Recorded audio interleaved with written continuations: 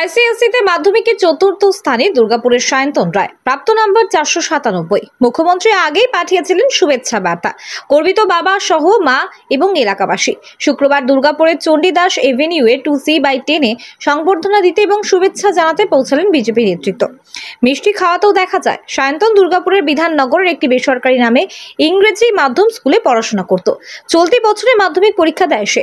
April মাসের 30 তারিখ ICSE বোর্ডে মাধ্যমিকের রেজাল্ট প্রকাশ হয়। তার প্রাপ্ত নম্বর 497।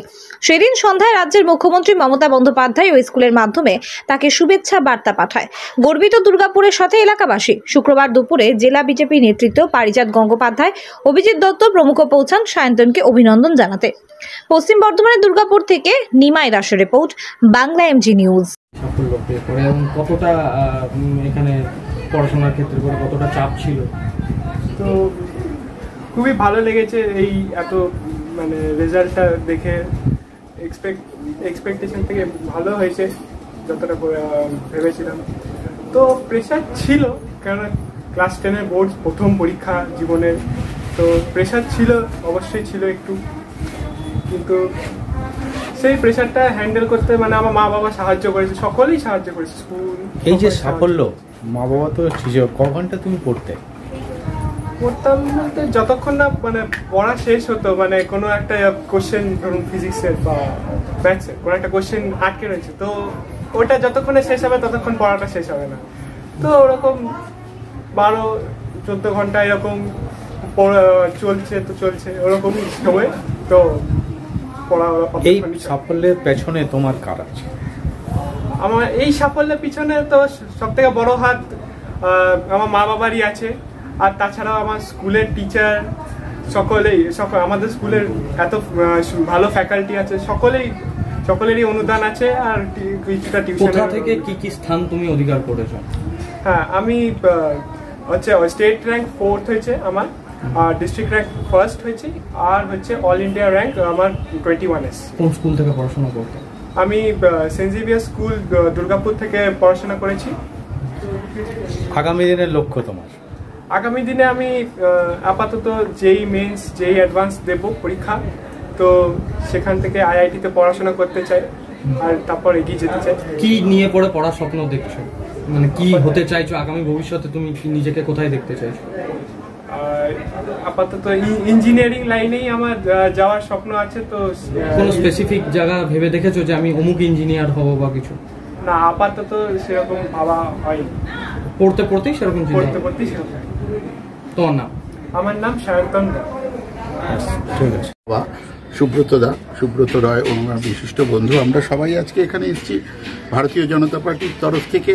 সায়ন্তন যে এক্সেলেন্ট রেজাল্ট করেছে আইসিএসসি বোর্ডের এবারের পরীক্ষায় 2025-এর রেজাল্ট যেটা হয়েছে, এক্সেলেন্ট রেজাল্ট করেছে।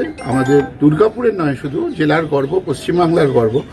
আজকে আমরা এখানে এসেছিলাম সায়ন্তনকে শুভেচ্ছা জানাতে, ওর ভালো রেজাল্ট হওয়ার জন্য, এবং ওর ভবিষ্যতেও যেন আরও ওর চলার পথ ভালো হয়। ওকে শুভেচ্ছা দিলাম, আশীর্বাদ করলাম আমরা সবাই। একটু ওর এই আনন্দের মুহূর্তে আমরা সবাই ওর সাথে আনন্দটা ভাগ করে নিলাম।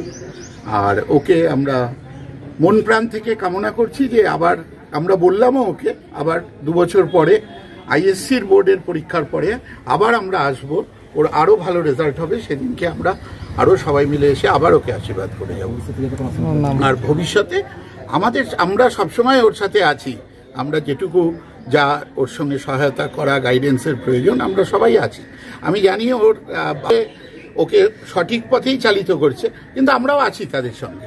এই শুভেচ্ছা এবং এই থাকার বার্তাটা বাসী হিসেবে প্রচন্ড গর্বের ব্যাপার যে আমাদের পাড়ার ছেলে সায়নবাবু আজকে আইসিসিতে 4th হয়েছে।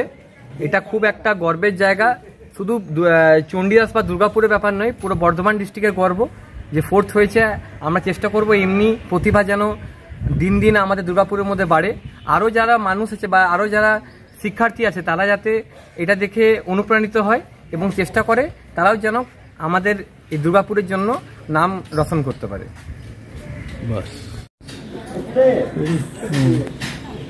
কেন আজকে আপনারা এখানে সম্বর্ধনা দিলেন? দেখুন, আমরা আজকে চণ্ডীদাসে এখানে এসেছি। আপনারা জানেন